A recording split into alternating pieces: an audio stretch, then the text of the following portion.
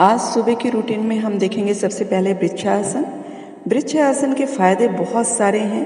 पहली बात तो ये मानसिक तनाव से छुटकारा देते हैं, स्टेबिलिटी आती है, स्थिरता आती है और बॉडी की जो फ्लेक्सिबिलिटी है वो बढ़ती है।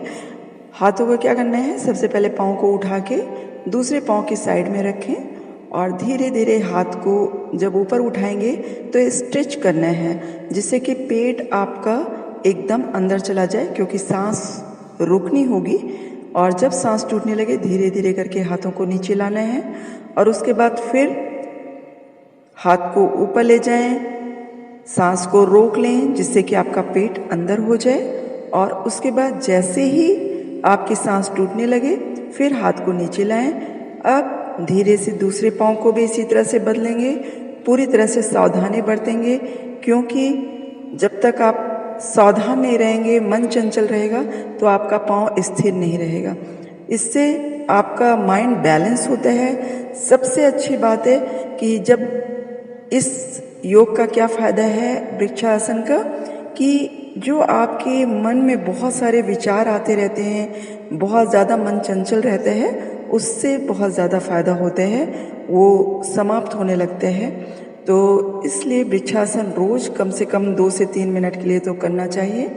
और इसके फ़ायदे जितने हैं, जब आप शुरू में करेंगे तो आपको इतनी देर आप नहीं रुक सकेंगे, लेकिन धीरे धीरे प्रैक्टिस करते हुए रुक जाएंगे। अब अपने सर को पैर के घुटनों से छूने की कोशिश करें और धीरे धीरे अब हम दूसरी एक्सरसाइज के तरफ बढ़ेंगे। पहला तो आसन था वृक्षासन और अब हमें करना है एब्डोमिनल एक्सरसाइज, पेट की दूसरी एक्सरसाइज, पेट को कम करने की दूसरी एक्सरसाइज। इस एक्सरसाइज को भी थोड़ी सी प्रैक्टिस के बाद बहुत आसानी से किया जा सकता है। आपको करना कुछ नहीं है, बस अपनी सांस को रोक लीजिए और थोड़ा सा ऊपर आप देखें, जिस तरह से पैर को थोड़ा ऊपर लाएंगे और अपने धड़ के हिस्से को भी थोड़ा ऊपर ले जाएंगे। और इस तरह से क्या होगा, आपके जो पेट है, एब्डोमिनल एरिया है, उसकी नसें मजबूत होंगी, जिसकी वजह से आपको पेट की किसी तरह की समस्या नहीं होगी और पेट अंदर भी दिखेगा। अब धीरे धीरे पश्चिमोत्तान आसन की तरफ बढ़ते हुए आराम करते हैं। ये है पश्चिमोत्तान आसन। तो इससे एक तरह से तो हमें आराम मिलता है जब हमने अभी एब्डोमेन एक्सरसाइज की, उसके बाद हम पश्चिमोत्तान आसन इसलिए करते हैं कि थोड़ा सा आराम मिल जाए। और अब दूसरी एक्सरसाइज की तरफ बढ़ते हैं। पैरों को हम घुटनों को फ्लेक्सिबल करेंगे। घुटनों को फ्लेक्सिबल करने के लिए, घुटनों को लचीला करने के लिए, जिससे कि हमें कल को घुटनों के दर्द की समस्या ना हो। तो इस तरह से करने से हमारे घुटने बहुत दिनों तक मजबूत रहेंगे, हमारे पैर बहुत दिनों तक मजबूत रहेंगे। तो पैरों की मजबूती के लिए ये एक्सरसाइज बहुत अच्छी है।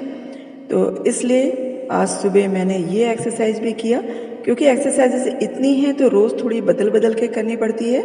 तो आज पैरों की मजबूती के लिए मैं ये एक्सरसाइज बता रही हूँ, कल शायद दूसरी बता दूँ। तो ये भी प्रैक्टिस से होगा। अब हम चलते हैं अपनी तीसरी या चौथी एक्सरसाइज की तरफ। चौथी एक्सरसाइज की तरफ, जो भी कि जिसको करने से हमारा पेट थोड़ा जो निकला हुआ है वो ठीक हो जाता है। इसको आप दोनों हाथों को ऊपर लाएंगे, सांस को रोकेंगे, सर नीचे घुटने से टच करेंगे और फिर उठ के दूसरे।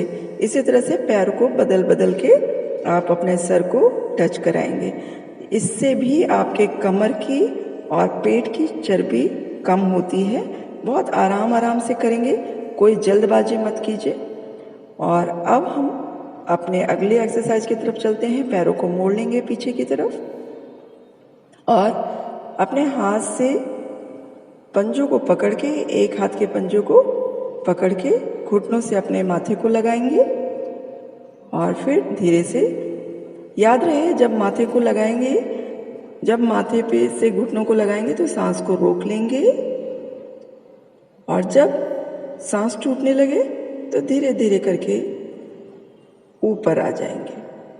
तो इसी तरह से जब भी आप अपने घुटनों को टच करें अपने सर से तो सांस को रोकेंगे। यही प्रक्रिया है योग की। इसमें सांसों का बहुत महत्व है, मैं बहुत बार बता चुकी हूँ। अब दूसरे पैर की भी वैसे ही करेंगे, अब दूसरे पाँव की भी ऐसे ही करेंगे। तो घुटनों से टच किया, सांस को रोका, अब ऊपर आ गए। जब सांस टूटने लगे ऊपर आ गए। फिर से एक बार करेंगे। आराम आराम से करना है, बहुत जल्दबाजी नहीं करनी चाहिए, जिससे कि आपको इन आसनों का पूरा फायदा मिल सके। उसके बाद आप दूसरी एक्सरसाइज की तरफ बढ़ते हैं और हम लोग करेंगे बका आसन। बहुत दिनों बाद मुझे इस आसन की याद आई। मैंने सोचा चलो आज करके देखते हैं कि फिर कर पा रहे हैं कि नहीं, क्योंकि इस आसन में हाथों की बड़ी मजबूती चाहिए। हाथ मजबूत होने चाहिए, तभी वो पैर का भार ऊपर उठाएंगे। तो मैंने आज बहुत दिनों बाद ये प्रैक्टिस किया और उठ गए, लेकिन उतना अच्छी तरह से नहीं हो रहा था। ये बकासन करने से अगर बच्चों को ये आसन कराया जाए तो उनका पढ़ाई में बहुत ज़्यादा मन लगता है। उनकी जो ध्यान की स्थिति है, जो माइंड बहुत तेज होता है, स्टेबिलिटी है, बहुत अच्छी होती है। ये हम अगली एक्सरसाइज की तरफ बढ़ गए, अश्व संचालन आसन। तो इसमें एक पाँव अगर आपका वहाँ बीच में नहीं आ रहा है तो धीरे धीरे खिसकाते हुए ले जाएं और सर को ऊपर उठाएंगे। ये पैरों की मजबूती के लिए बहुत अच्छा आसन है और ये भी पेट को कम करता है। ये आसन भी पेट को बहुत अच्छी तरह से संभालते हैं। अब हम करेंगे पुशअप। इस तरह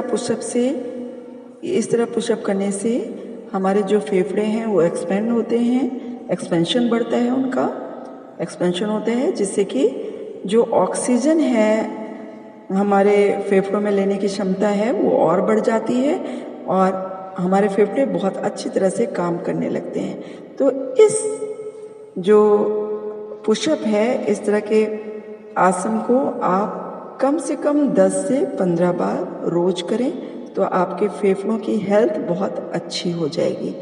तो फेफड़ों की हेल्थ के लिए ये आसन बहुत ही अच्छा है।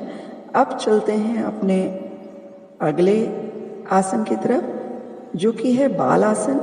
ये एक्सरसाइज करने के बाद इस आसन में 2 सेकंड के लिए, 3 सेकंड के लिए ही सही बैठिए जरूर। इससे आपको बहुत आराम मिल जाएगा और जो आपने आसन किया है और उससे जो थकान हो रही है वो भी ठीक हो जाएगी। अब हम करेंगे सस्का आसन। सस्का आसन मतलब खरगोश आसन। उससे भी आपको बहुत आराम मिलेगा। आपकी जो एक्सरसाइज हुई है उसका ये समापन है। समाप्ति में अगर ये सस्का आसन हम करते हैं तो हमको हेल्थ बेनिफिट, मतलब जो हमारी सारी थकान है वो मिट जाती है शशक आसन से। तो शशांक आसन इसीलिए करते हैं, स्पेशली इससे अपनी थकान मिटाते हैं। जो भी हमने अपने बॉडी को स्ट्रेस दिया था वो सब इससे शांत हो जाते हैं। तो रोज आप इसमें से जो भी ठीक लगे पूरी भी कर सकते हैं। मुश्किल से 8 से 9 मिनट का ये 9 मिनट में हो गई। और आज के लिए बस इतना ही। मिलते हैं कल फिर किसी और वीडियो में, किसी और टॉपिक के साथ, कुछ और एक्सरसाइजेस के साथ। Bye bye, take care.